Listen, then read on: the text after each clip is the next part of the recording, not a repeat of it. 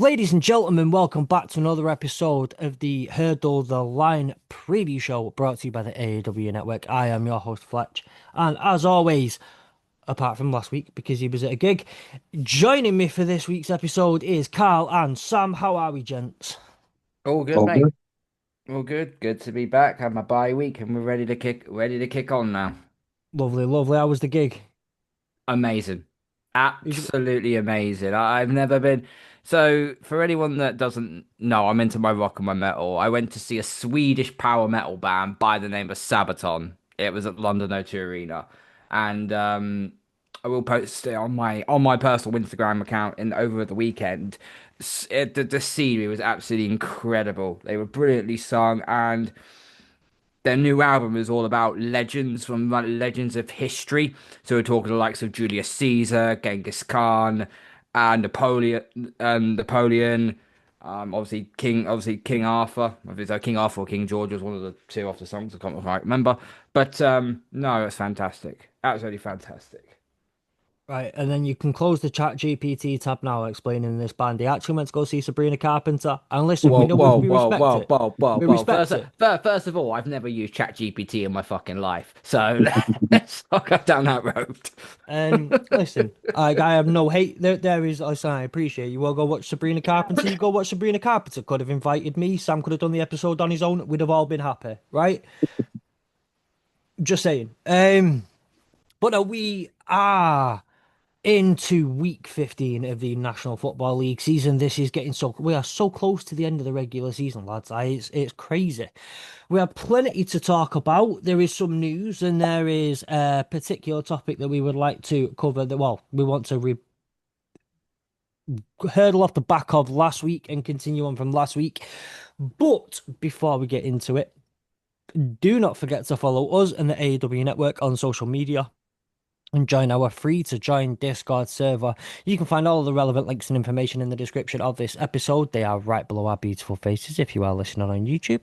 And if you are listening on Spotify or Apple, you will find them inside the app in which you are listening.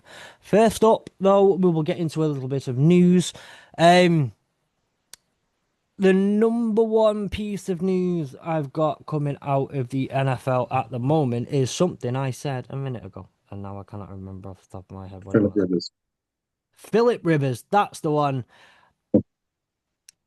You might remember the name, you might not, because if you've only started watching NFL in the last like 50 years, he hasn't played for what feels like 50 odd years. His last year was COVID, but somehow he's back and playing for the Colts. What makes this crazier is in July, he signed a 1 day contract with the Chargers to retire a Charger 4 years after making his final appearance in the NFL. Carl, I know you've got some thoughts on this. Of all the things the Indianapolis Colts franchise and ownership have done since their inception, this has got to go up there as one of the most reckless decisions I've ever seen.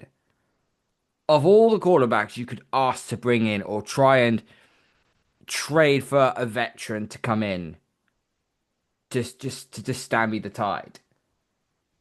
You bring in a 44-year-old Philip Rivers, who the last time he's played was 3 weeks before Tom Brady won his last Super Bowl. That's how far back we got to go for this. I mean, this is desperation at best and tone deaf at worst for the Colts. And it just doesn't make any sense. I mean, if anybody listens to Cam Newton's podcast, I think no one ever does. But if you did, he had a right meltdown on there, saying that of all the quarterbacks they chose, they could have chosen Philip Rivers. Why couldn't they have chosen me? Bruv, you can't throw a ball if your life depended on it when you was in New England. So let's not go down this road, yeah.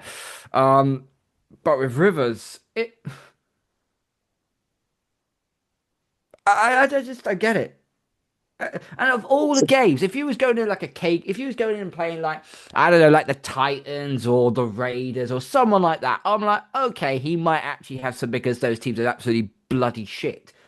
But he's going up against that Seattle Seahawks defense. I swear to God, I don't know how many children. I think he's got like 10 children. He'll have an 11th one on Yeah. the field of Lumen Field if he gets sacked like more than 3 times.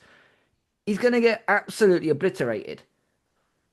This, There was a really funny meme where which well clip where they use the longest yard when Burt Reynolds comes in. That is Philip Rivers coming back to play. Just yeah, but tearing the he's ball. not coaching though. He's not coaching though. He's being No. quarterback. So apparently, and I don't know the actual thought, like the truth in this really, but supposedly when the conversation between him and Steichen happened, he was running a similar offense for Yeah. his child's High high school football school team. team, Yeah. who was obviously his son was playing quarterback. Now, I can understand maybe bringing him in as like someone to help, like a Riley Leonard, understand the offense. I Mhm. could maybe see that. I just don't understand the choice of him coming back 5 years after retiring to play in the NFL at the age of 44. The only thing I can think of is he saw Matt Stafford was close to taking over his total yards and thought, I need to get back in the game. Yeah, I'll make him. I'll make him wait two more is that games to actually get it. true? I think he's owned. I think Stafford's about 300 yards less than taking 300 yards from taking over Philip Rivers' record in Stafford the will NFL. overtake that record even with fucking Rivers returning. I know. It's just I don't. You're 44. As Fletch said, you retired as a Charger back in the summer on a 1 day contract. You're in the semi final. You're a semi finalist in the Hall of Fame of 2026. And And that's going to because now reset. you're activated to the 53 man roster, you now get put back 4 years. Right. I want to check something. I want to check something here. What's the full semi-finalist list? Willie Anderson, Drew Brees, Lomas Brown, Jari Evans, Larry Fitzgerald, Frank Gore, Rodney Harrison, Torrey Holt, Luke Kuechly, Eli Manning, Robert Mathis, Philip Rivers, Steve Smith Sr., Terrell Suggs, Fred Taylor, Earl Thomas, Adam Vinatieri, Heinz Ward, Reggie Wayne, Richmond Webb, Vince Wilfork, Kevin Williams, Steve Wisniewski, Jason Witten, Darren Woodson, Marshall Yanda. He weren't getting in. He weren't getting in. There's a good chunk of names there that are getting in ahead of him. With all due respect to Philip Rivers, why not become like you can scratch your name off this list and maybe in 5 years time now you'll be a first ballot. Only because you pulled out of a ballot, but you'd still be a first ballot. Yeah. But I'll give you this, Sam. You mentioned the time. I'll give you the exact time. He retired on the 20th of January 2021. He was reinstated in the NFL on the 8th of December 2025. That is 1,783 days since he retired. Not since he last took a snap, since he retired, which happened a good week or two after he took his Mhm. last snap. So you are talking over, I'm going to say, give or take 17 days away. So give or take 1,800 days since he last took a snap of a professional snap of football. That's a lot. That is a lot. And I absolutely think it's fair. But that is the one thing is like Shane Steichen and Philip Rivers are good friends. They have been friends for a while. And as you said, they do, given all the information that we've had over the last few weeks, well, sorry, last couple of days, he has ran that exact same offense, so he knows the offense. And the question is not whether he's going to be mentally available to run the offense; it's physically can he run the offense. He says he's Yeah. good to go. Um, we'll see. There was another thing I think I wanted to. That was it. I found it. There's a lot of bookmark tweets over the last 24 hours that have pushed this tweet back that I did say for this episode. The new Colts 44-year-old quarterback Philip Rivers is older than his head coach Shane Steichen, 40, And I his feel OC, Jim Bob Cooter, 41. His new centre, Tanner Bartolini, was 1 year and 10 months old when Rivers was drafted into the NFL. that's just what I don't get though, because it's like it's a, it's I don't like to say that Philip Rivers is coming back, but he's walking in and he's got like these 20 to 25-year-old stud grown men, right? They're all in their locker room, and Philip Rivers walks in.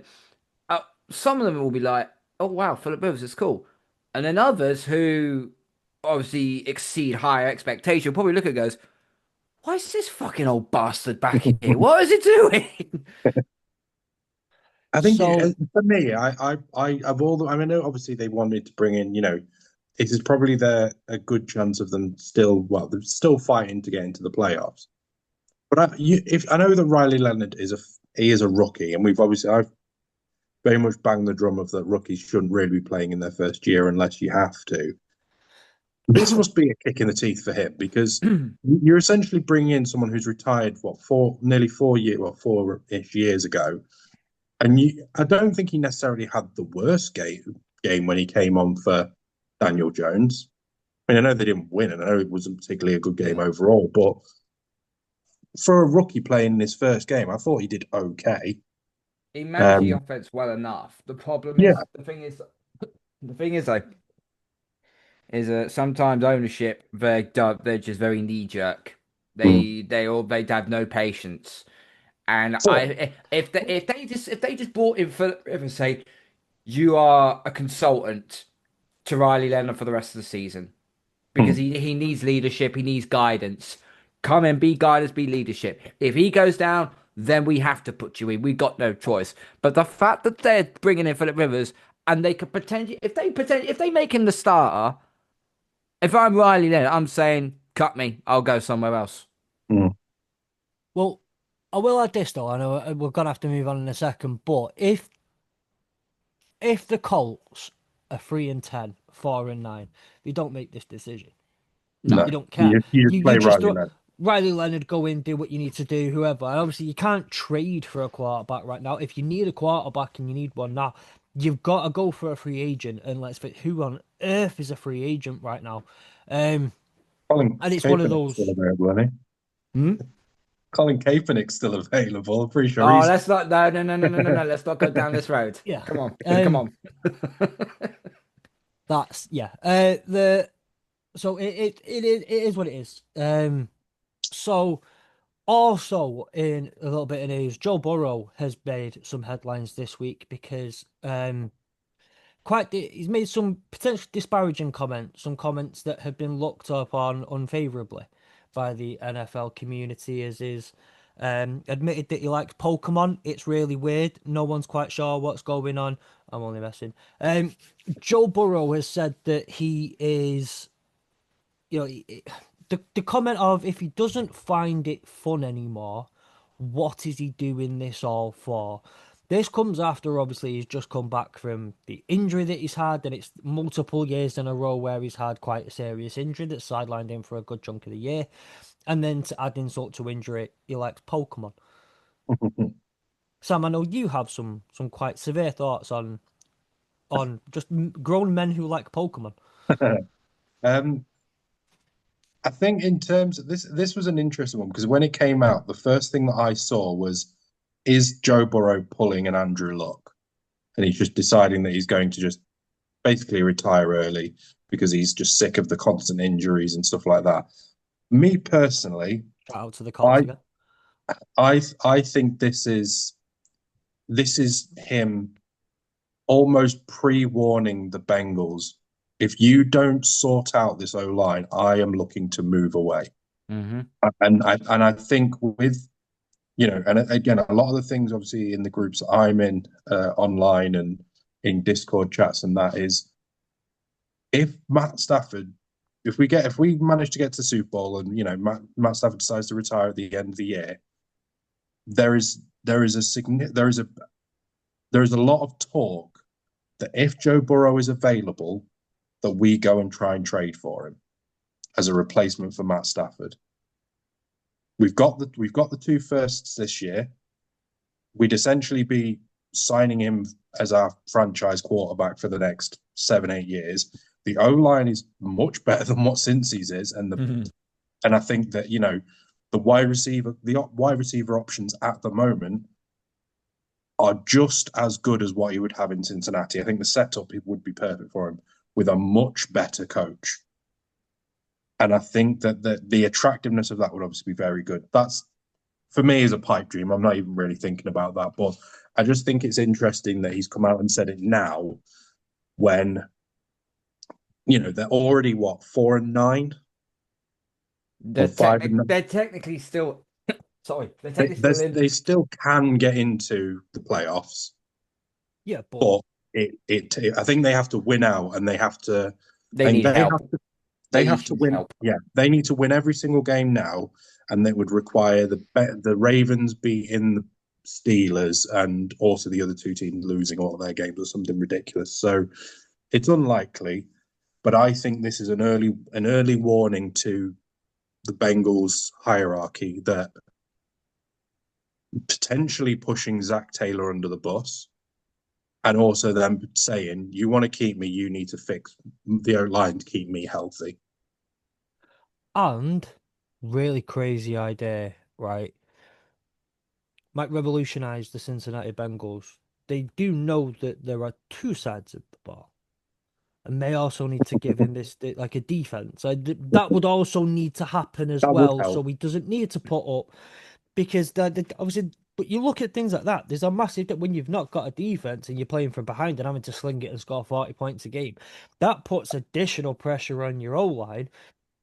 That puts additional pressure on you, and give yourself a defense. You don't have to be as intense with everything that you're doing on the field. It changes everything, having some sort of decent defense. By the way, one other mention to a slight piece of news, Trey Hendrickson's now on IR. He's going to be leaving at the end of the year. Realistically, I can't see him go. He's going to be gone. But so let's say though that situation happens, and I think, look, it's somewhat of a fair point to say that it's a pipe dream for you, but I could see Joe Burrow at the Rams. I could see Joe Burrow absolutely thriving under Sean McVay. Oh, yeah. Who wouldn't? Who wouldn't see? I don't think it's a pipe dream. I don't think it's a pipe dream at all. What Sam said. I don't think it is. I do, on the basis of Bengals ownership. Maybe you get away with it a little bit because you're not in conference, and there might be a bit better trade into an NFC team. But Bengals ownership is is stupid to the point where they're like, "Whoa, we have 3 good players. None of you leave the building." Yeah, I mean, you look at the whole. But everybody else does. But everybody else does. That's the whole point. You look at the Lions. You've got 12 stars on your roster across all 3 phases of the game. Same with the Rams. Same with the Eagles. That's how you build your rosters. That's how you go and do really well across the board. The Bengals just seems like, okay, all offense, fuck their defense. That's basically what they've done. And how's that worked? Well, yeah, we can score 35 points. Yeah, but you concede 40. I mean, it's not rocket science to work out what the hell's going on. I just want to bring something up, okay? The timeline on his career injuries. So in his rookie year in 2020, he tore his ACL, MCL, PCL, and his meniscus. Season-ending injury required constructive surgery.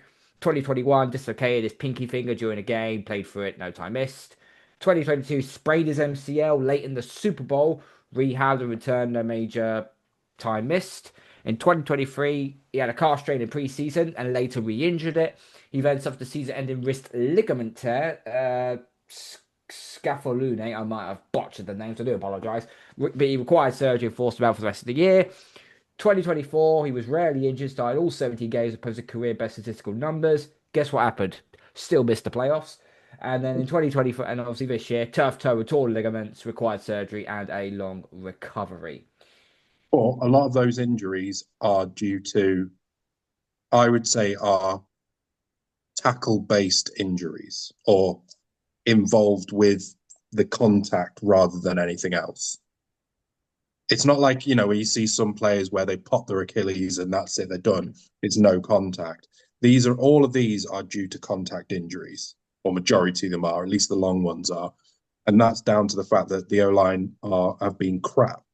And Yeah. when they haven't been crap, they've been so tired because they've got no defense that they've just wilted under the pressure. So watching that press conference and the questions that he asked, I've listened to it over and over again today.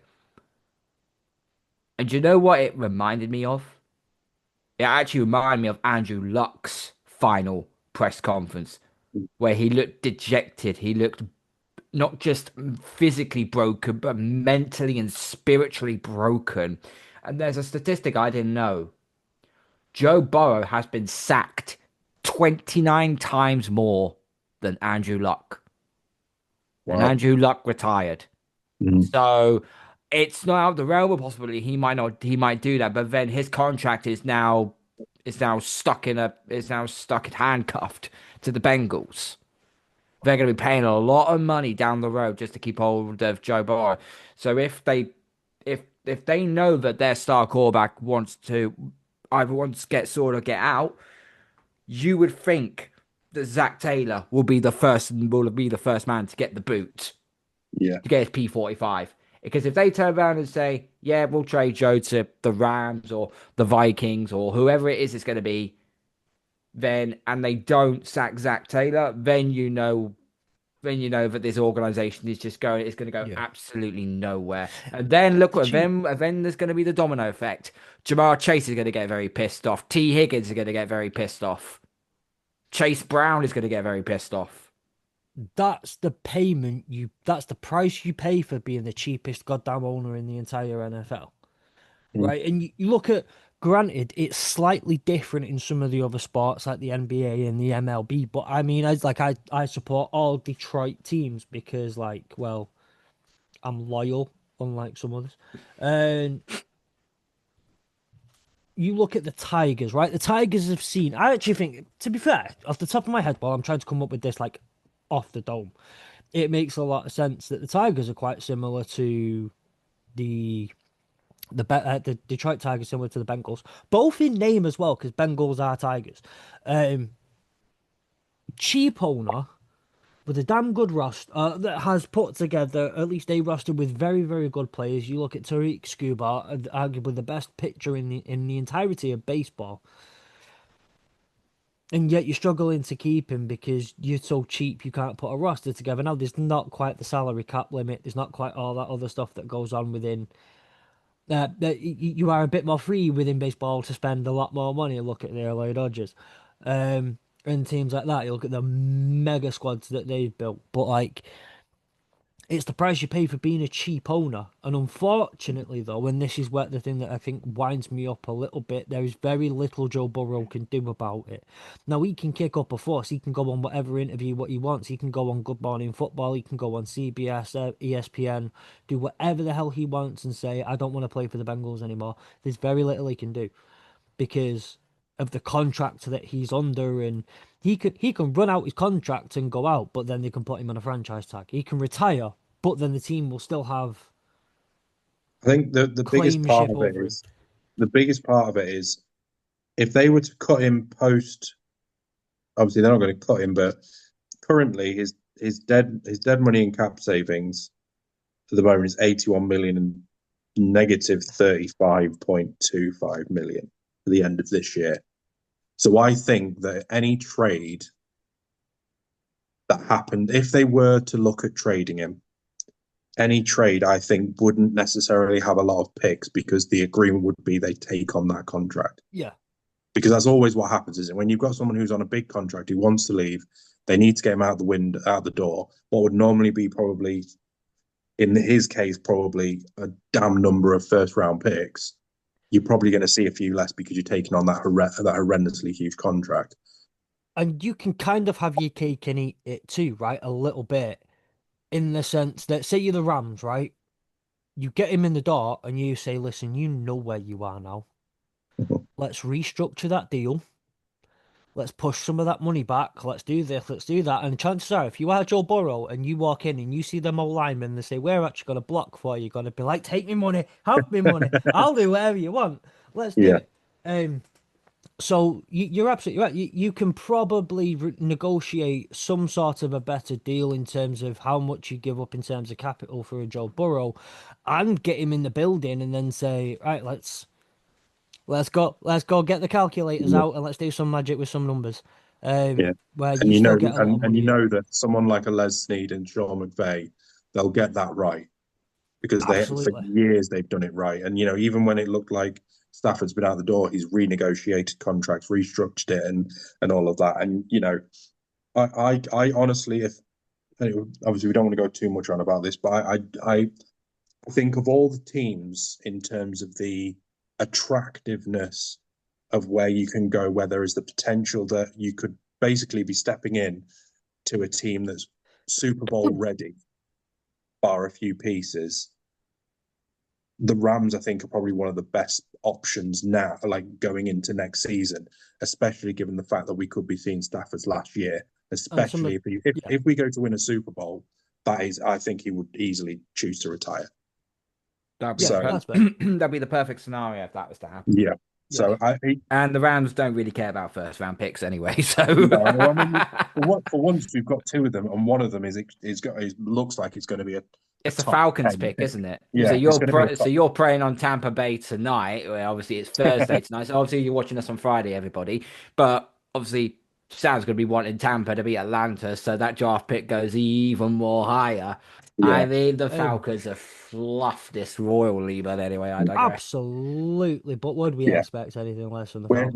we're essentially looking Absolutely at a not. top 10 pick, aren't we? So an Yeah. easy top 10 pick. So If you did want to do that though, it says, let's say for example that Stafford turns around and goes, although he could retire, the potential he could. What if it's to say, all right, I'll play one more year. You go and take, let's just say the Rams just go and draft Dante Moore, mhm, play him as backup, learn behind Stafford for a year, then mhm. bring him in. Tom Brady spoke about this a lot about quarterbacks that they just get flung straight into the fire. They don't learn. They don't sit behind. This would be the Rams are laughing at this because they could be sitting right now. But right, okay, we've got two options here. If we do win the Super Bowl and you retire, sweet. Let's just throw all our fucking load, pause, at Joe Burrow and let's bring him over to the Rams. If Stafford decides no, don't want to retire, I want to play one more year, and but I need to bring someone in, go and get Dante Moore. I know the quarterback class of 2026 isn't going to be that particularly great. It's just Mendoza, maybe Dante Moore, maybe, but Mhm. you could sit in behind Stafford. Just because you're a first round pick doesn't mean we're going to play you instantly. Sit behind Stafford, learn from him, understand from a two-time Super Bowl champion. Then when he retires, then it's your gig. The great thing is we'll know the decisions of what the draft class will be and whether and around the same time when Stafford retires and or decides to make the decision whether he's retiring or not after that time. Yeah. So it all work out fairly understandably, but yeah, I just think we're in such a good position that it wouldn't surprise me if Les Snead is already eyeing up these sorts of ideas and looking at, do we draft a QB or do we Well, blow a load on Burrow?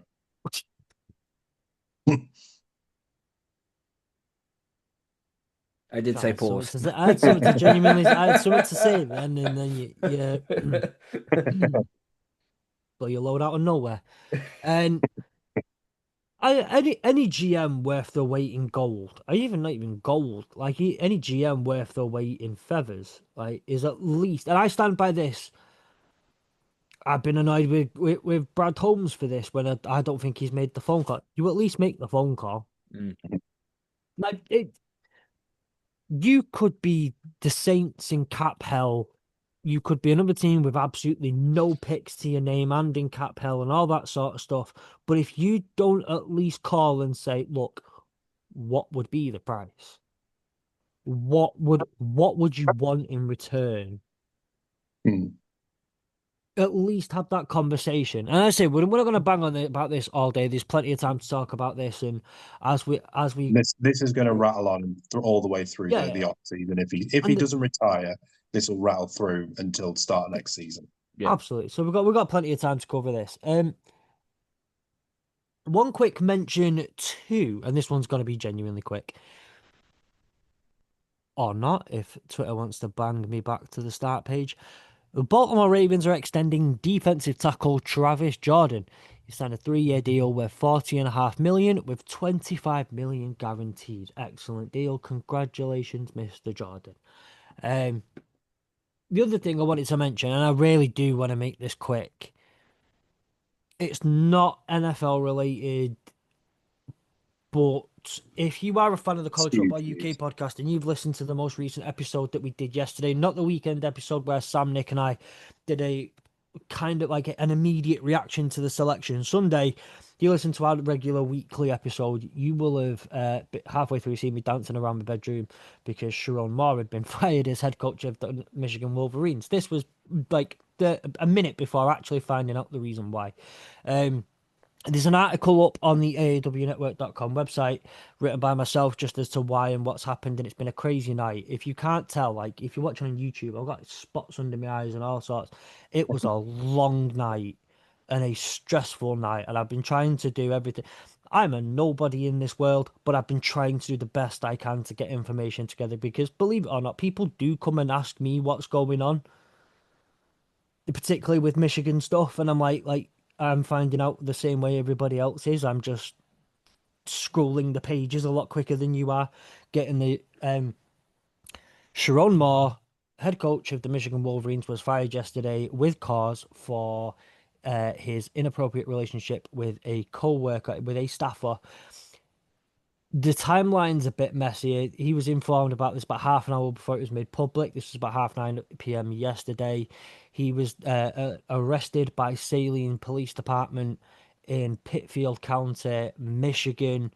This is about 9.5 miles ish south of Ann Arbor, where the University of Michigan campus is. I'm pretty sure that's where, like, if you've got a job at the university, it's where you live, right? You go over there, you have a nice house over there.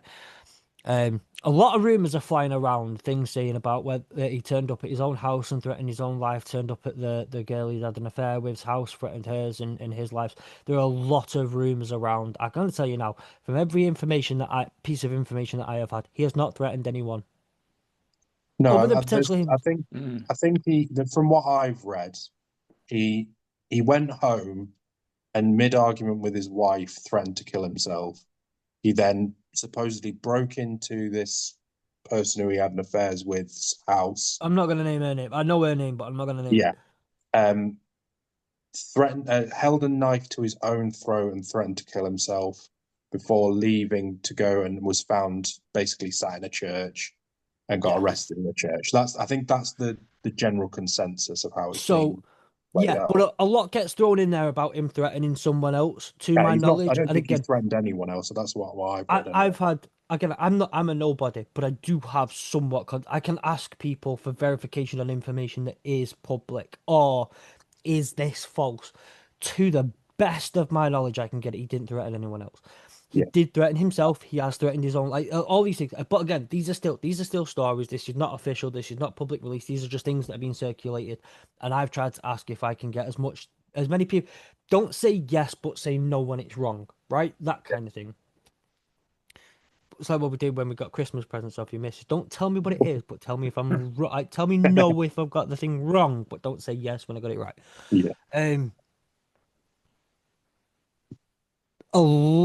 Again, I keep saying I'm a nobody, and I promise you, I'm a nobody in this. I talk about college football because I'm a fan of it. I'm not an insider. I've not got this wealth of information, and I appreciate people messaging me and saying, "Look, can you help me understand this thing that's going on?" And I truly appreciate it. What I will say on this is, someone's asked me for my thoughts on it, and this is the only thing I'll say. And I put this in the article that I put on the AEW Network website last night. You can have your opinion on Sharon Moore having an affair and all those things, whatnot. You can have your footballing opinion on him. That's fine. You can have your opinion on the woman he's had an affair with. To an extent, that's fine. Right now, there is a woman. She is a wife. She is a mother. And her life has just been ripped in front of her from a man that is this wonderful man of God. Her entire life has been shattered in front of her eyes. but seemingly, I'm going to say she probably, I don't know if she knew about this beforehand, seemingly very, very quickly. She's then got to go and explain to her three children why the dad's in prison, why they're no longer together, why their lives will never be the same because of the decision that he made. Those four women don't deserve half the shit that's being thrown around. And if I could say anything on this is remember that while you can have your banter, you can have your worries, Michigan fans, let's say, wipe our hands clean, we'll focus on football. Let's focus on the future. So let the authorities do their job. And remember that there are four females, one woman, three young girls whose lives have changed forever. And they like their privacy and things need to be, I think they need to be shown a bit of respect that I think not many people are dragging them up, but just in case, just I think as remember that. well, it's the only obviously we're talking about Sharon Moore being arrested. I think it's more he's been detained for his own safety more than necessarily Pending charges. arrest. Charges Yeah, are pending. yeah, but on the basis that he's threatened someone Yes. for Or if he's in threatening his own life and he's not in right mental capacity to look after himself at this moment in time, then he's yeah, best off in a safe location yeah. like that. Yeah. That's it's more. I know he's obviously been arrested, pending charge, but I think more than anything, it's more because he's a danger. He's from what has been released. It's more that Yeah. he's a danger to himself, so he's been Yeah. detained under those Yes. specific reasons more than anything. Yeah. But yeah, again, like you say, it doesn't matter what you say about his whether you liked him as Michigan head coach or not, but the whole situation is quite is sad Messy. at the end of the day. Messy. Yeah, It's messy and messy. it's sad and it's upsetting. Um, and I think that the only other thing I'm going to, with this isn't NFL, we are going to wrap this up now. I don't want to beat on this one, but I like having, I don't like having these opportunities to bring this up. I obviously do not like having these opportunities to bring this up, but you know, stories like this, they are triggering for people. They open up cans of worms for people that they didn't even think of. And if you are struggling and need help, don't forget there are numbers like the Samaritans. There are people out there. And always, lads, even if your best mate has done something fucking stupid, check in on them. Mm. Make sure they're doing all right because, lads, it's not easy out there. Whether you want to be sympathetic for the stupid act that they've done or not, you can't be letting look after your mates, please, lads. Look after yourselves. Yeah. Okay, so I don't want to bang on this, John. I want to move on, and obviously, whatever comes out, follow myself on socials. I'm retweeting as much as I can and getting as much information out there as I can. And I'm trying to focus my efforts on the new head coaching search. Yeah, But I'm sure we'll probably talk about it a little bit more when on more Wednesday, news yeah, comes out on Wednesday anyway. yeah, well, yeah. Keep If an eye out for and the when college news football. comes out. Yeah. Yeah. But I say, well, yeah, we'll probably have a bit more to say on it on Wednesday. There'll be a bit more information about the head coaching search for Michigan and all that sort of stuff. And hopefully, fingers crossed, Ward Manuel's fired as well. He can And screw Notre off. Dame need to join a conference. Stop bitching. Oh yeah, Nick told me he couldn't get away for 10 minutes without it on Tuesday. By the way, if And you what, can I just, for context purposes, it wasn't me that brought it up. was it It was my Kieran? co-host Kieran. Yeah. He's like, I'd like to say, Nick, Carl, commiserations to you because of Notre Dame, and how ironic that Nick was wearing a Notre Dame t-shirt on the set. So I'm sorry, but awesome. he's only got himself to blame there. You threw him a Um, fucking meatball right down the plate there. Come on. Carl, real quick, where was it this happened? What were you doing at the time? Were you just on a random call, or were you on? No, I asked everyone how everybody. What? That was on Tuesday. That was on the touchback. This is on our What? Right, this is yeah, on the right. Carl, State of the Carl, AFC show. think about it. You're on the right track here. So let me set it up. I'm giving you an opportunity. You can plug the Patriots touchback here. There's a perfect opportunity to put. Where were you winding Nick up? How was this happening? Were you just on a random phone call, or were you on the? No, I was on the Patriots Touchback podcast, as always, doing my hosting duties. We do it every Tuesday night at 9 p.m. We did the State of the AFC playoff show, which was pretty much good fun. But whilst that was happening, the first I asked my co-presenters is, have you had a good weekend? Have you had a good bye week? Have you been up too much? And everyone said, yeah, we've all had a good bye week and so on. And then Kieran mentioned about commiseration to Notre Dame, considering Nick was wearing a Notre Dame t-shirt. And then it all started, then the shit storm started for 5 minutes. Obviously, with me and my soundboard, I know how to completely rattle him, so it's easy. Yeah, But like I no, say, in all due seriousness, Notre Dame, they need to join a conference now. I know you're an independent school, but you got invited to the ACC during COVID because you didn't have a schedule. Everyone was falling out because obviously social distancing and so on. So they asked you to join in the ACC. You pissed it, won the ACC championship. The following year, they invited you to they come didn't. back. They lost they made it to the championship game, but lost the championship game to Clemson. Okay, I take that back, but they still made the ACC championship. Yeah. So it's good. So they had the opportunity to come back and they said, "Now actually join us properly." And they just stuck the middle finger up at the ACC and just go, "Nah, it's fine. We'll keep with our independent record. We'll keep with our independent schedule. Thank you very much." And now they're The a partial ACC, member. the ACC owe Notre Dame absolutely nothing. They've only got themselves to blame. You wanted to get into playoffs? Beat Miami or beat Texas A&M. I'll leave it at that. Okay. Well, speaking of the Patriots, speaking of the state of the AFC, and speaking of conferences in general, we'll actually get onto the topic of conversation this week, which is what we were talking about last week, but on the other side of the ball. Last week, Sam and I delved into the Pro Bowl. And as we said, that every year the Pro Bowl is now a 7-on-7 flag football game. So we were going to build our own Pro Bowl rosters on the offense in the AFC and NFC from this season, but with a flag football twist. So, So what did you put for the offense, just out of curiosity? I've slept since then. You won't like my offense, Oh, Carl. let me guess. If Drake May's not on the list. No, he was on there. He was my Oh, first okay. choice. Fair He enough. was straight away Fair my enough. first choice. I'll shut my mouth. It was. I do have it here somewhere because I wrote it out, and um, I know that there was a few. There was definitely some left fielders, wasn't there? Wasn't there? Yeah, But which is weird because it's the wrong sport, but we'll let Sam do it anyway. yeah, I can't Couple of find it. pictures in there. Basically, it involved having. Here we go. It was Drake May, Jonathan Taylor, Jamar Chase, Rasheed Rice. I threw in Alec Pierce because I wanted more to talk about the fact that he's been brilliant, and I think he had the number one. Was it what did I say? Was the highest yards per game Is it not the statistic? average yards per catch? Yeah, yards per catch and yard. Yeah, was the highest by a long way. You And went then for hang on, you went for Rasheed Rice. yes, Wasn't Nico Collins on the ballot at all? I did give. We did talk about Nico Collins. The reason why I chose Rice is because of the fact that he, in half the number of games, had exactly the half the number of stats that Jamar Chase had. So if he'd have played the full season, he would have been close to Jamar Chase. That was my argument. Okay, fair enough. Tyler Warren And at also tight because of end. Declan, it was odd. Huh?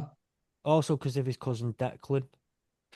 Yeah, because of Declan as well. Yeah, and then we kind of just agreed it was either going to be Minerts or the other guy. What was his name?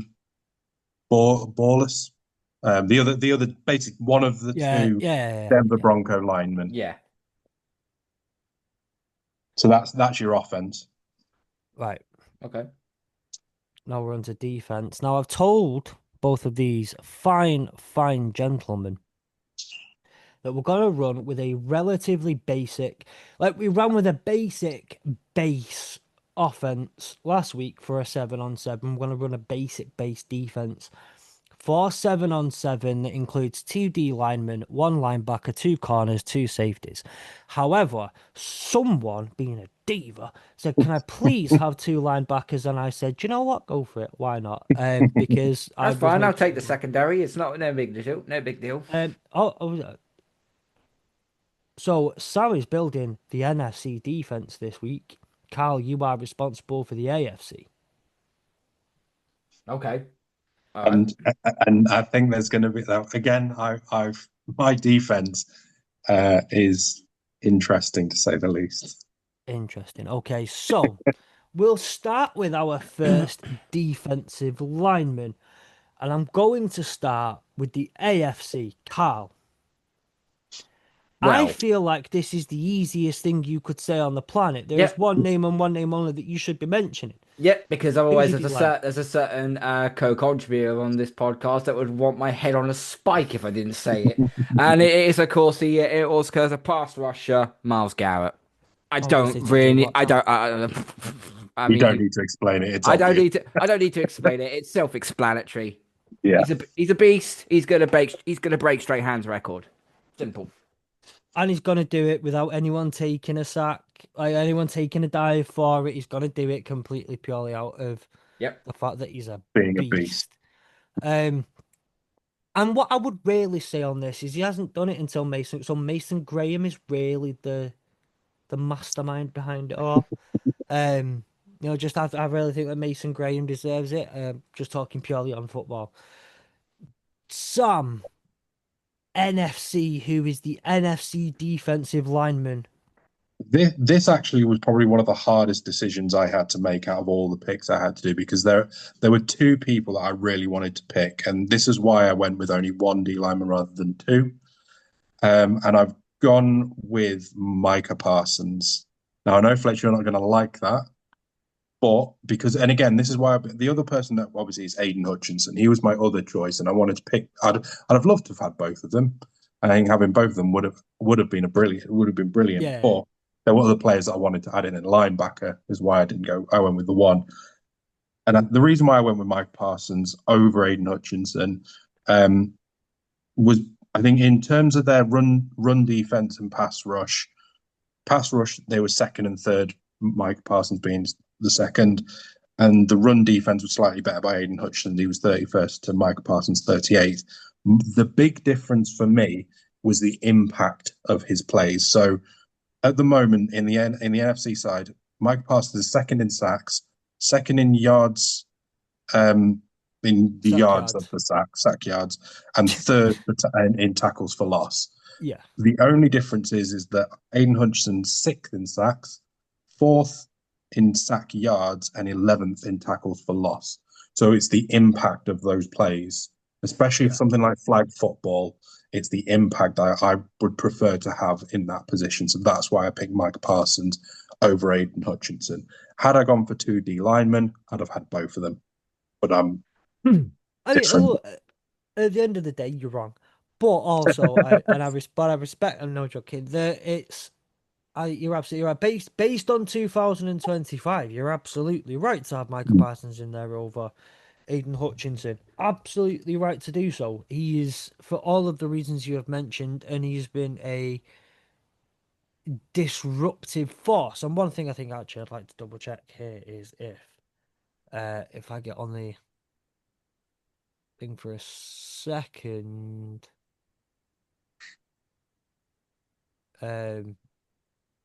Go defense. Well, okay, no, it's down there.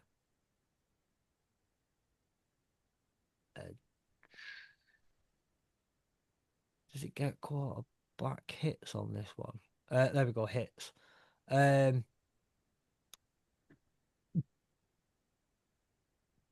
God, Aiden Hutchinson's got 16 quarterback hits, 54 quarterback hurries, and Micah Parsons 14 quarterback hits, 46 quarterback hurries. So even then, Aiden Hutchinson never so slightly, but Yeah, I think to be he's not honest, bringing it home.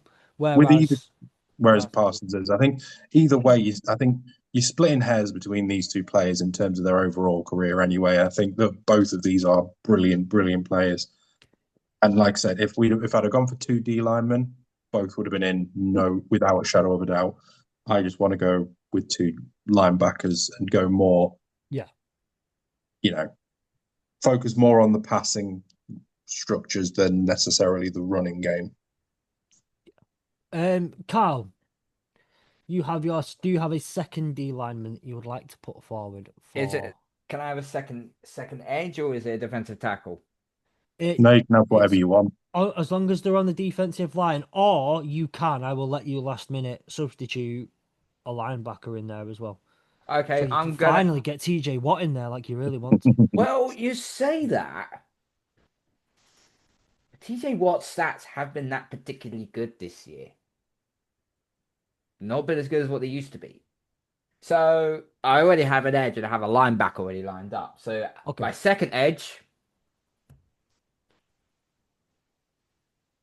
give me Daniil Hunter from Houston. yeah, that 11 would have sack, been 11 sacks on the season so far. The lead sack leader for the. Yeah, everyone would have thought Will Anderson Jr.'s got the most sacks. No, it isn't. It's Daniil Hunter. by half. I By think half, Will. okay, half a sack. I think Will Anderson No, no, does no. deserve to have a little bit something.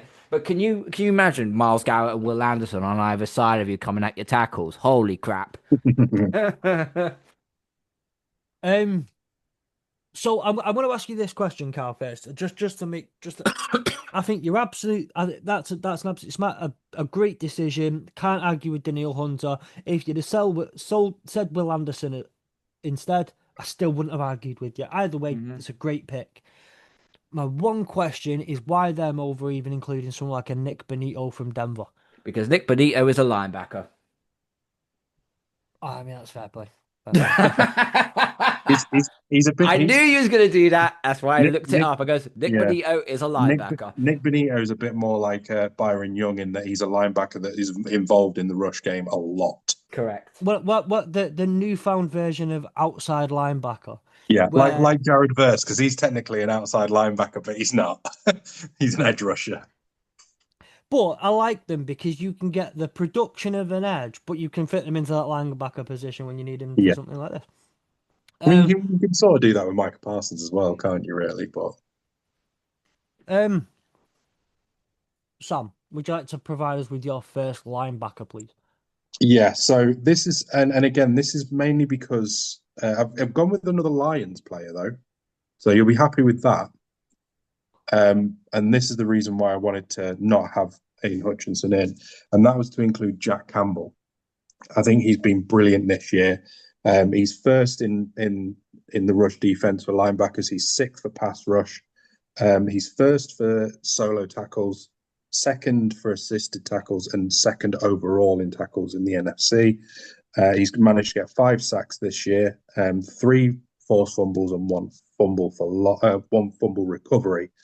Overall, I think he has been one of the best linebackers on the NFC side um, this year. And I think, in a way,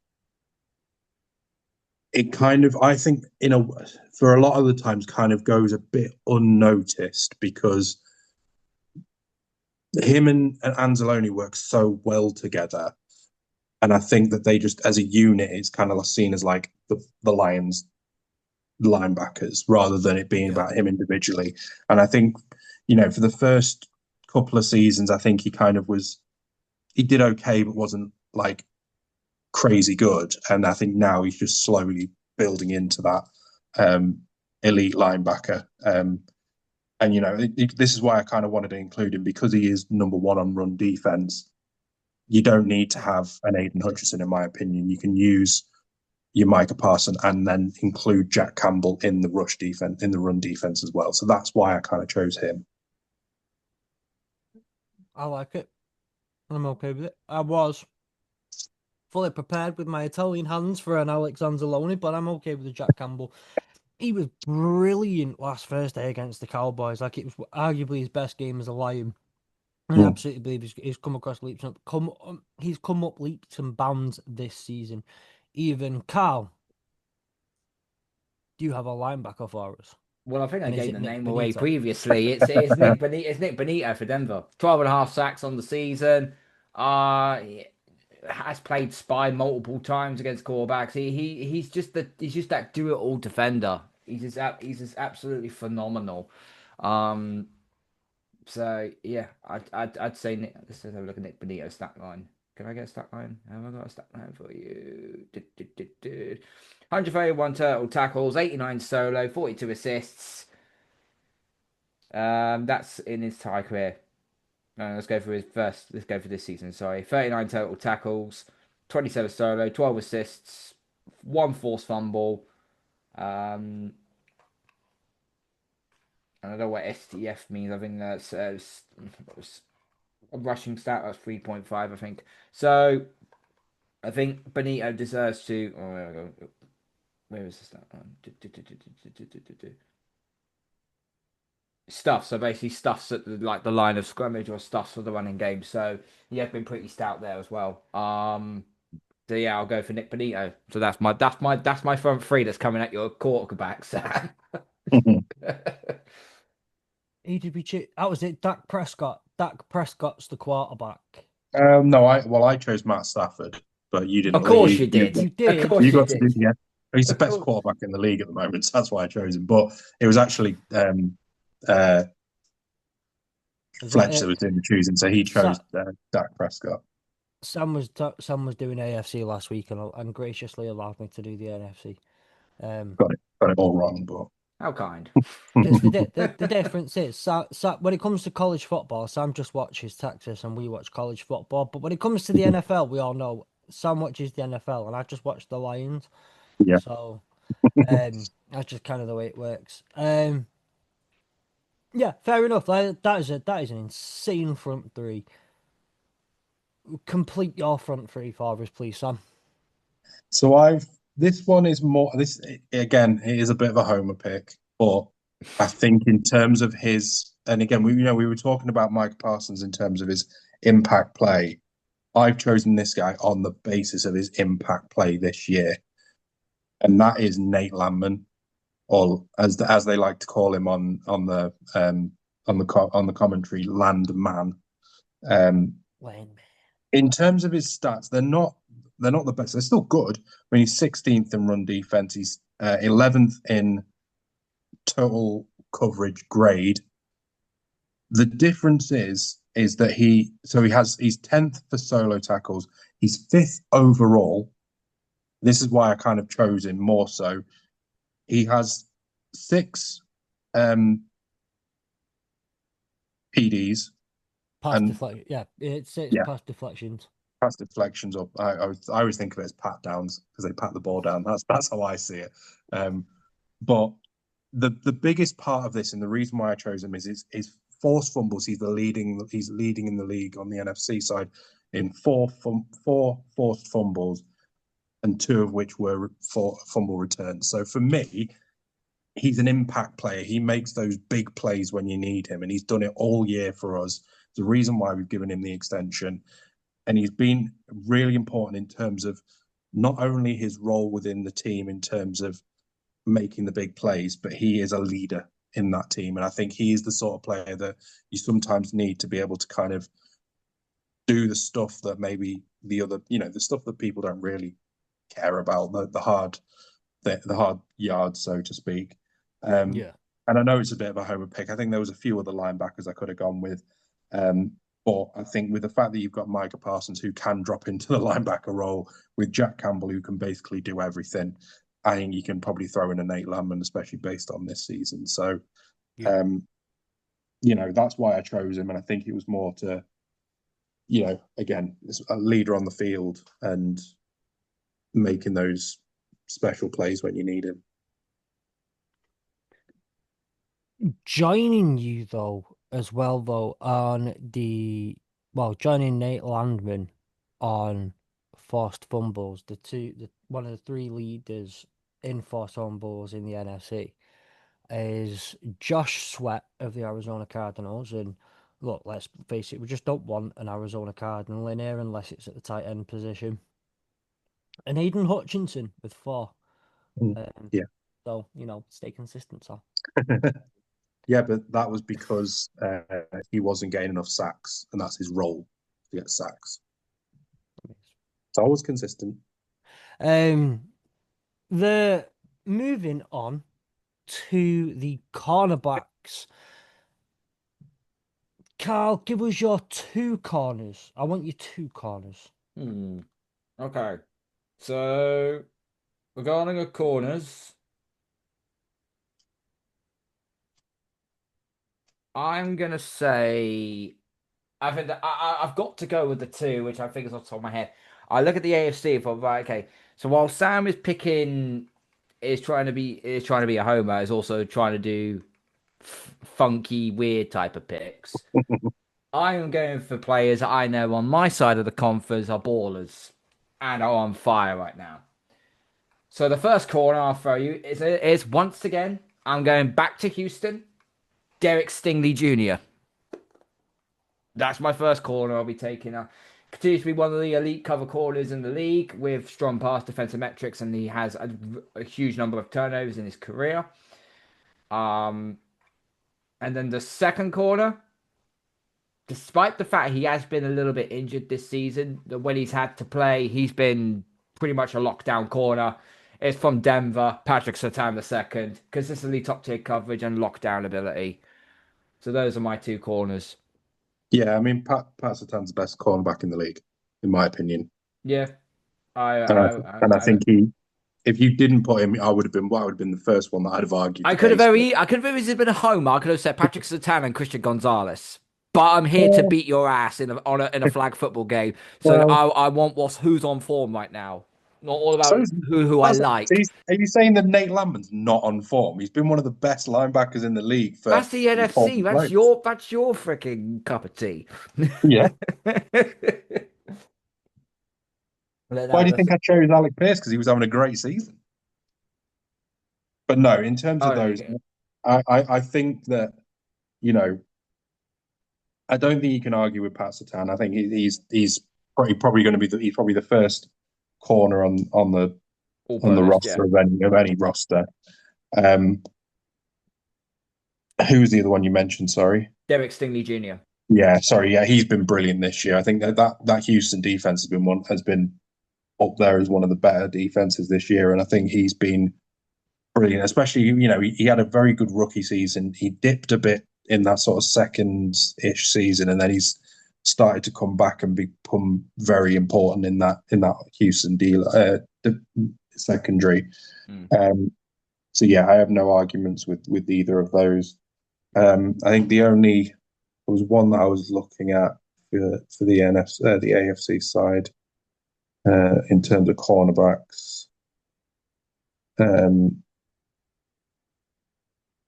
think the only other one that I would maybe have made an argument for, but I can't really argue against those, would have probably been maybe James Pierre at the Steelers, just based upon the fact that he has been the second best in coverage this year, but he's also been one of the worst in run defenses. So that's probably what again pops him down. And again, probably another one that you could argue is again for Houston is probably Kamari Lassiter. I think he's been brilliant this year. I know he's been he's been the guy that's probably had more of the headlines because I think he's probably had a few more interceptions and things The like thing that. is, though, is that here's why people are getting on my back regarding a Christian Gonzalez. Why is Christian Gonzalez done nothing this season? I look at corners right now as your Your children. corners should be good. Your corners should be good, but if the opposing quarterback is not throwing in your number one corner's vicinity, why is he not doing that? It's because he knows if he throws it in that Yeah. vicinity, he knows there's a good chance A, that ball's getting battered down, or B, that's getting intercepted. So he's always throwing to Carlton Davis all the time. It's the same thing with Houston. They're not throwing in Derek Stingley's range. They're throwing it at Lassiter's at the CB2. And that's why Lassiter is performing better, which is bad because then the biggest now is to pick your poison. Do I throw it in the range of Lassiter or do I throw it in the range of Stingley? So it's one of two things. You've got to think I'm Houston secondary here. But no, those are my two. Sorry, Fletch, if you missed it, it was Derek Stingley and Patrick Surtain II at corner for me at the AFC. And Sam for the NFC? I've gone with, again, going on the same premise of players that probably haven't necessarily been, their stats numbers aren't particularly high, but there's a reason why it is. And that's Devon Witherspoon. And I know he hasn't played every single game this year, but he is the number one in coverage and he's also the number one in pass rush in the NFL. not just in the NFC, in the NFL. So for me, he has to go in. And the other one is Jamal Dean at the Buccaneers, again for the very same reason. He's fourth in coverage. He's second. He's ranked second overall in the NFC on PFF. And he's been one of these where he's just, in terms of his numbers, they're not particularly great, but there's a reason why that is, and that's because of the fact that he's locking up wide receivers. The only other one that I wanted to mention, which I was so close to putting in, but I chose Jamal Dean over him, was J.C. Horn. Again, I think has been absolutely fantastic this year, for the same reasons as the other two. They just lock up corners, and they lock up wide receivers. And again, probably the reason why Mike Jackson has probably been the more, in terms of the stat padding element, has been higher. I did also want to mention the cornerback right at the Bears. I can't remember what his first name is. Again, big numbers in stats, but there's a reason why that is. So that's why I didn't put him in. But yeah, Devin Witherspoon and Jamal Dean for me. Lovely, lovely. Moving on to the safeties. Now, I will add a stipulation. You can do one safety and add an extra corner, or you can just do two safeties. Go with the AFC to start. Carl, who are you choosing? So I got a bit stuck on this one. I'm not gonna lie to you. So I'm gonna go with two names that have been solid. They're solid safeties. Kyle Hamilton out of Baltimore. 79 total tackles, 43 solos, 36 assists. He's only had one sack but he's had two forced fumbles. But he's had 7 pass deflections, and he's had 11 stuffed 11 stuffed yards at the line of scrimmage. So I would go with Kyle Hamilton. Kyle Hamilton on that one. And the other one I will throw out there, the Chargers have been very underrated. Their defense is very underrated. And the man that's leading the charge, none other than Derwin James. 70 total tackles, 39 solo assists, 31 assists, 39 solo tackles, beg your pardon, 2 sacks, 1 interception, and he's had 4 pass deflections and 7 stuff runs and 10 stuff times at the line of scrimmage. So I would probably go with those two as my safeties. Lovely, lovely. And There's finally, only probably one player that I would have added maybe into that, probably over Kyle Hamilton, based upon this season. I think just the Ravens' defense just been ass, so I don't think I couldn't bring myself to put any of them in. I know this isn't about the whole team; it's about individuals. The only one I would probably throw in there is probably Minkah Fitzpatrick and the Dolphins. I think he's been brilliant for them this year. I think the only thing you probably say is, in a flag football game, I suppose we're going by that ruling, Kyle Hamilton is a better defensive player. So he probably would be better in a flag football game. But I just think Minkah Fitzpatrick's been brilliant this year. okay. Sam, do you want to add your final to the NFC, please? Yeah. So my first safety is Kevin Byard the third. He's been 6th in coverage, 1st in interceptions, 10th in solo tackles. Overall, he's just been, for me, probably the best safety in the NFC. That I think he's been impactful. He's been, his coverage has been good, and I just think he's always been a standout player over the years, and I think he's just putting up the same numbers as he always does, and just having that impact on a great defense. The other one I've gone with is going to seem like a homer pick, but actually I was shocked when I saw these stats because he wasn't the first person on my list originally. But when I looked at his stats, I was surprised at how good he was. Let me guess. Cameron Kitchens. Cameron Curl. Oh, Cameron Kitchens. Cameron Kitchens. Okay. He is 7th in coverage, so he's only 2nd behind Kevin Byard, and he's 11th in run defense, which I was very surprised at. Again, Cameron Curl's been probably more impactful. He's got more in terms of highest stats. But Cam Kitchens has been brilliant this year for us. And I was just surprised at how highly rated he was this season, because I don't think he's necessarily been amazing, but I suppose, like we've said with the likes of the others, if they're not making massive plays and putting up lots of stats, there's a reason why that is. It's either they're really crap or they're really good. And I think in this case, he's really good, and they're just, he's locking down players, which he needs to do.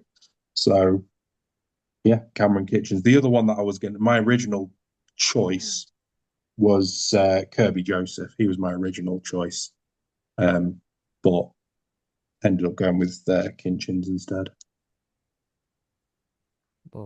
Lovely. Okay, so they are your AFC and NFC Pro Bowl teams for the, a 7-on-7 flag game this year. Lads, will you just do me one massive favour and remind us one more time who your 7 are? Sam, I'll make you actually start one of these things, so you can name your 7 first, and then Carl, you name your 7, please. Yeah, so I've got D lineman Micah Parsons, linebackers Jack Campbell and Nate Landman, cornerbacks Devon Witherspoon and Jamal Dean, and then safeties in Kevin Byard III and Cameron Kitchens. Carl? So my front 7 for my defensive 7 for the AFC goes as far as the 2 edge rushers, Myles Garrett and Danielle Hunter, linebacker Nick Benito, safeties Kyle Hamilton and Derwin James, and at corner Derek Stingley and Patrick Surtain II. Lovely. Okay, so hang on 1 second. I do think overall the AFC has a much better defense. I just think I think the NFC has a better offense, personally. But problem is that it doesn't matter which quarterback, whether you put Matt Stafford or Dak Prescott in, both of them are just going to get mauled by Garrett anyway. So it doesn't matter who you stick it. Use the guy Zach. There we go. Yeah. Whoa. Listen, he's going up against Penei Sewell. He'll still destroy Penei Sewell, especially if Penei Sewell has to deal with Hunter and Garrett. Like, who does he focus on? Yeah, but at least Penei Sewell knows Hunter, because obviously Danielle Hunter played for the Vikings, so at least he's got a good understanding of Danielle Hunter. That's it. You can block one, but then just leave Garrett to have a free run at. No, who's your left tackle? Bowles from no. Because you only have one. No, who's your left tackle? Sorry, for the NFC. It's a flag game, so you get one lineman. You get one lineman. Oh, you're screwed. You basically need your running back to block, which I think you chose Jahmyr Gibbs in this case. So I never had a running back. Oh no, I didn't. Easy. Yeah, Jonathan Taylor for the AFC. Jonathan Taylor. Nice. Jonathan Taylor for the AFC is nice. So, anyway, I want us to move. We're going to move on. We'll do the last couple of bits that we normally do, and then we can start to wrap it up. It's feels like a quick episode this week. I'm proud of us. We'll see how the next 3 things go though on this episode. So, to start off with, I'm going to do my game of the week. There's a couple of really good games. I was going to say, before you do game of the week, is it worth just quickly talking about the Monday night game? The shit show known as Monday Night Football. Yes, we do need to talk about Monday Night Football. The LA Chargers beating the Philadelphia Eagles. Yeah, against the Eagles in overtime. Beat the Eagles in overtime. Or, as the real ones saw, Sully, Mike Wazowski, Celia, Randall, and the Monsters Inc. guys going at it. That was the real football. But talk to us about what happened on Monday night. Yeah, it was. I think this possibly goes down as Jalen Hurts' worst ever performance in the NFL. Correct. 4 interceptions as well as a fumble on the interception on one of the interceptions, which hasn't been done since the 70s, by the way. Just to clarify. it was truly awful. I think probably the best way to sum it up when I first, because I didn't watch the game, I sort of logged onto Twitter or X, and the first thing I saw was um, a throw that Jalen Hurts made to AJ Brown. I'm assuming it must have been in overtime, which said when the Eagles need him, Jalen Hurts steps up. So I thought, oh, the Eagles have gone on to win it. Look on the app and then watch the game, and it's like, oh no, 4 interceptions and a forced fumble The on an problem was though, interception. if you watch that final play properly, he tried to go for not the deep shot, but he tried the layup to I think it was Devontae Smith, I think it was. Yeah, Dallas Goddard was like a few yards ahead of him, was wide open. yeah, No one was covering him. yeah. It was. I think it was just. It was such a it was such a bad offense from the Eagles that we're just starting to see an Eagles team which it doesn't matter. It shows you it doesn't matter how many elite pieces you have if nothing works, and that's the way that it seems to be going at the moment. Is Jalen Hurts doesn't seem to. I mean, at one point, Jalen Hurts couldn't even find his bloody helmet, and bloody Saquon Barkley was like, "Where mine?" Like, when your offense is that clueless about what it's doing, it's just never going to work. And it's just. Are we are we are They've we been potentially? they've been like the Chiefs from last year, where they haven't looked convincingly, but they've got the job done. Mhm. But at some point, that luck will eventually run out, and Yeah, now their luck has run out. I will they're say both. this though, Justin Herbert, he got. I mean, he got sacked. He got sacked a level amount of times as Bonnie Blue does in a night, and yet he still led. He still led that team to get the victory. Stop smirking. Um, but that But defense how of the many times did he Chargers, get blown in the face? Like that's the real question. did you How many Well, really? blows without to the with, face is he without taking? without Joel, quite a lot. I think. And yes, yes. But that Chargers defense, they really, really put problems on Jalen Hurts all game. They really, really did. That offensive line isn't right. That offensive line is just not right at all. I think I heard some of a report coming out. Apparently, they're going to try and wield Jason Kelsey back onto the field. Like that's going to do anything. This is more of an internal situation here that the Eagles are dealing with here. Kevin Petula can't run a buff, let alone run an offense. Yeah, He he's. needs to be canned after the season. I wouldn't be surprised if they tried to get rid of him sooner. To be honest.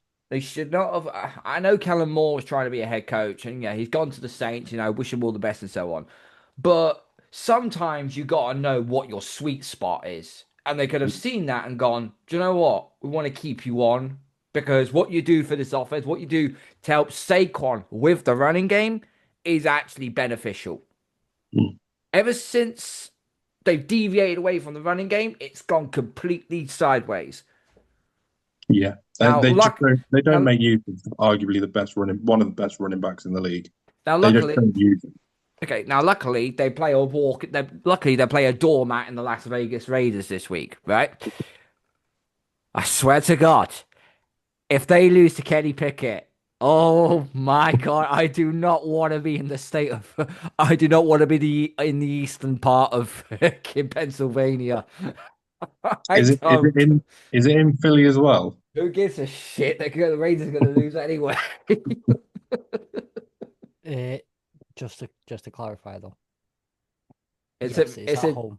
They're It's at at Is home. Link that of Honor. The If link. you lose to the Raiders at the link, oh God, prepare for battery to be thrown onto the field. Good Lord. Um, but yeah, Eagles don't are in a world of don't be trouble right don't now. don't be in Philadelphia Don't be in if the Eagles Philadelphia. lose. Don't be in Philadelphia It's unless you have your stab vest. you will Not find stab out that vest, it is but not, in fact, always sunny in Philadelphia. Um, it's sometimes shitty in Philadelphia. Mhm. which, by the way, like this is totally well, I say totally unrelated. I've just made the thingy to it. I like to watch random things before I go to sleep at night, and I the amount of times that it's just repeating watching Always Sunny. So I'm going back through an Always Sunny thing at this moment in time, and I'm absolutely loving it. And so that's fun. the yeah, so I'll say one thing.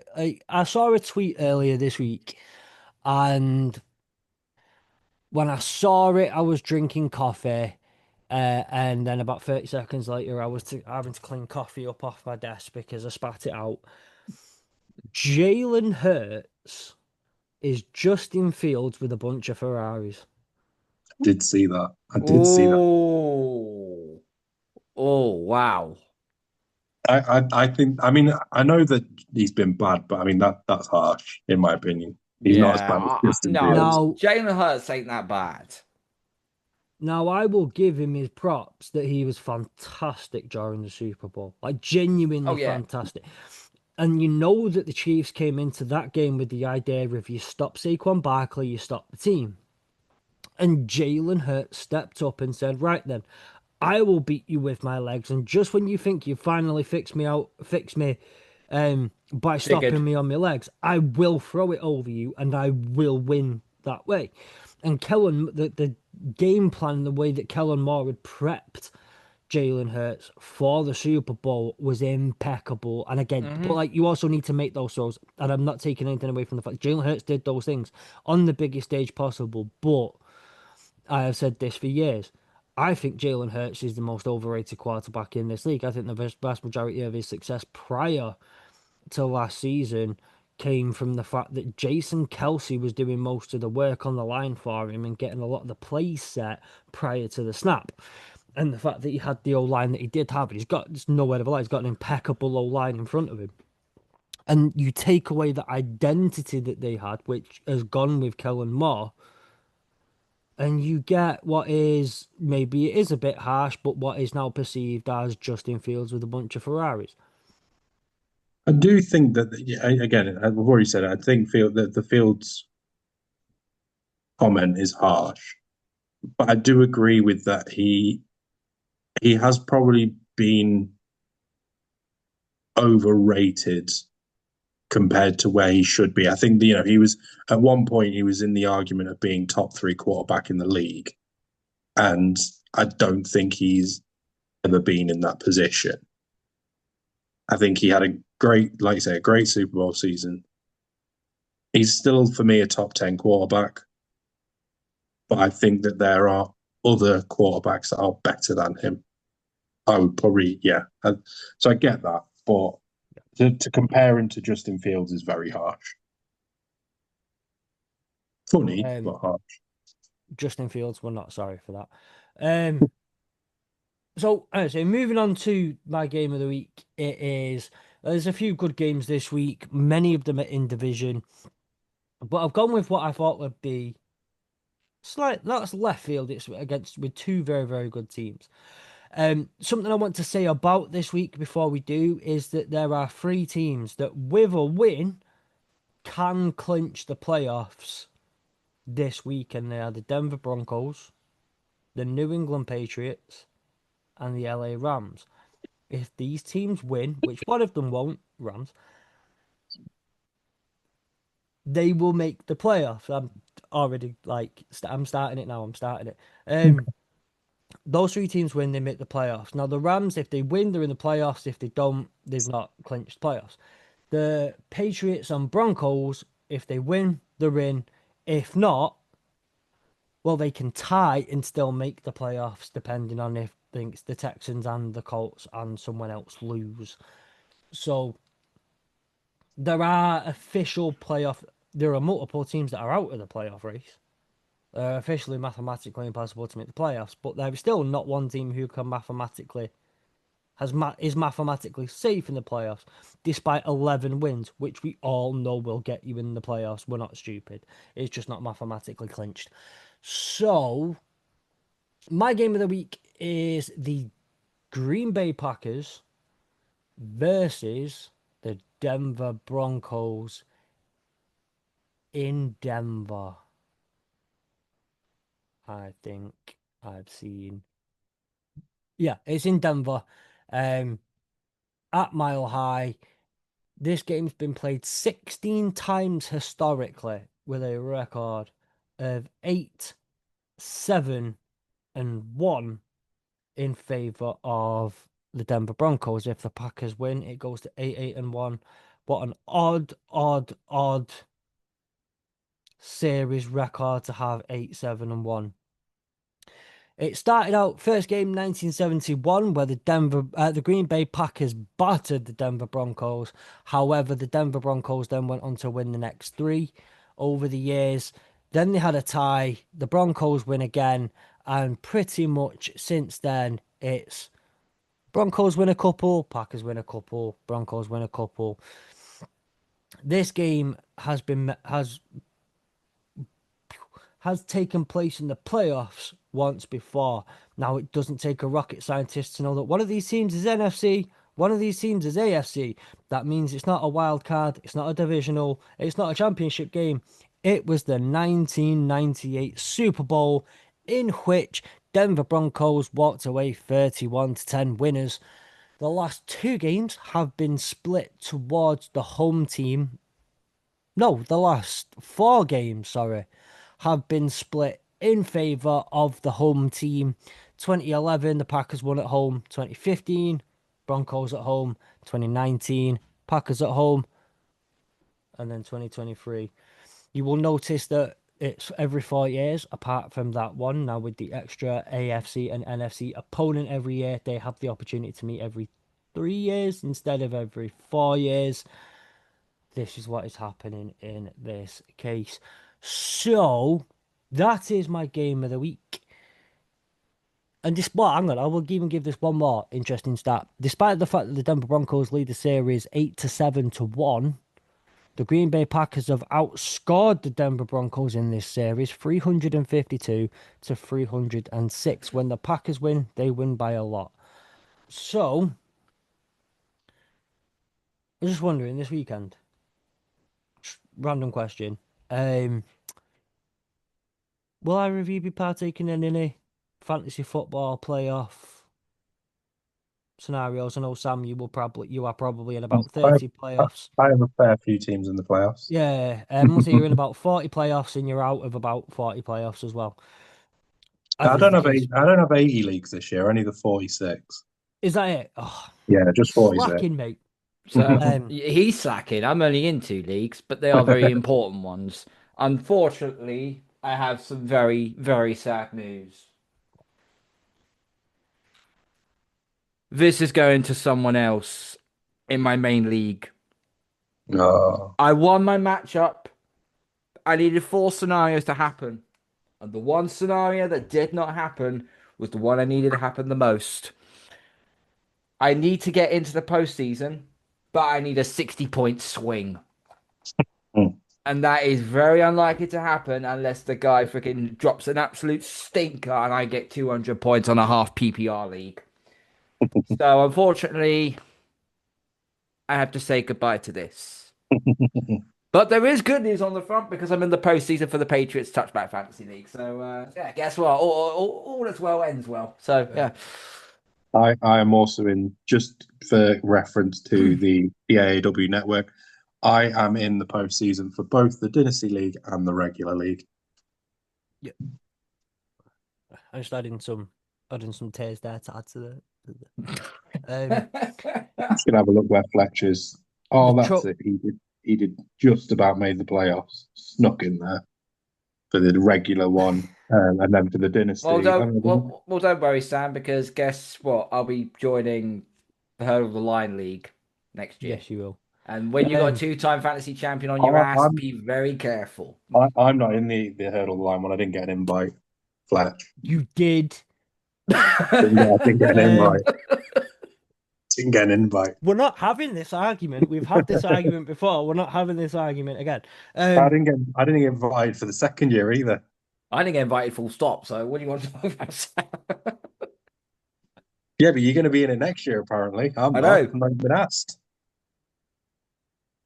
Well, I haven't been asked either, but I'm just making the assumption that I'm going to be in. This is playoff season. This is playoff season. This is jolly. This is a good time. This is a nice occasion.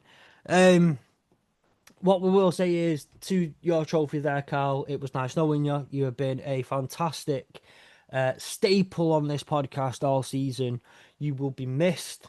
And hopefully there will be some other silverware in there going forward instead. Because so, but will either of you be will you be partaking in some fantasy football this weekend at least? Whether it's playoffs, Yeah. whether it's fighting to stay out of the toilet bowl. Yeah. Me too. Something else I'll be doing is might put a couple of quid on at the weekend. Might on Sunday just a little flutter on some of the games. Think it's gonna help me keep an eye on what's going on around the league. I don't know if either of you two are gonna do the same. Maybe. Potentially, Carl. Yeah, potentially. Have a little flutter. Just have a little flutter. Okay. So I was wondering not that long ago. I wondered if it'd be possible if we could do both of those things at the same time, and that'd be play a bit of fantasy football, have a bit of money on the line. And it turns out that you can do it with our friends over at Fantasy Game Day, the UK's first and only NFL Daily Fantasy app made by UK fans for UK fans. Enter a game, set your line up to the budget, and compete against us at Hurdle the Line and other UK podcasters, content creators, and fans, and hopefully win a few quid in the process with games ranging from £2 to £25 for your entry. Download the Fantasy Game Day app. You can find the link in the description of this episode. Sign up and use the promo code HRDLE. That is HRDLE. Hurdle without the U. Well, there's no hurdle the line without you. Beautiful, Sam. Do that and you will receive £7.50 in free plays once you deposit and play for the first time, because they're just really nice like that. Like, they're really just nice guys like that. 18 plus only. Please gamble responsibly and show some love to our sponsors, please. And while I mention fantasy football, Sam, have you got any ideas of who you want to play with, who you want to have this weekend on your fantasy football team? Who I want to play with. No. Listen, we've had busting in people's faces. We've had swinging on this episode, Carl. We've had a variety of different things. Playing with someone seems like the safest of all the options we've had now. Um, yeah, so again, it's very much similar going with my theme of picking players that will help you out where you need cheaper options. In terms of tight end, I think the tight end market is quite good for this week. And I think there's a number of players you could probably choose from. I would be looking at, in particular, probably Dalton Kincaid, purely based on the fact that the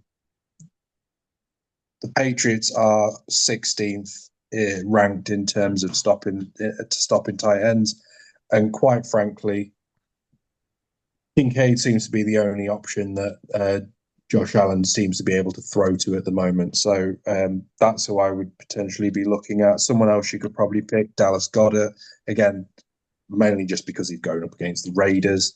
And finally, maybe someone who's a little bit cheaper, who might be a good option, is Isaiah Likely.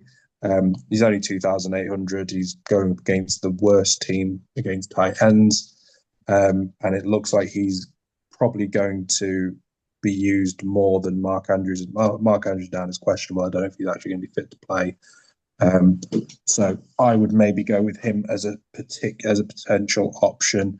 The only other player that I was going to mention, and again, this one's probably not going along the lines of what I would usually go with, but I wanted to mention him because I think he's going to be a great option for this week, and that's Travis Etienne.